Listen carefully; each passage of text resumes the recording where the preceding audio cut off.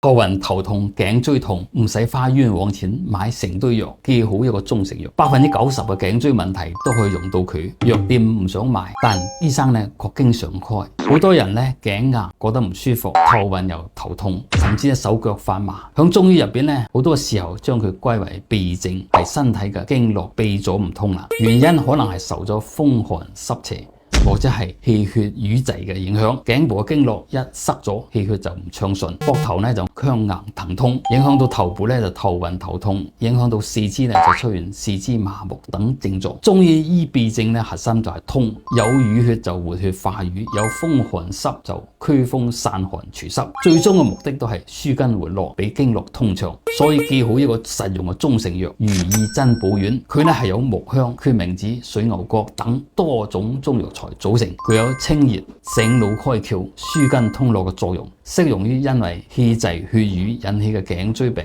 頭暈頭痛、四肢麻木嘅朋友。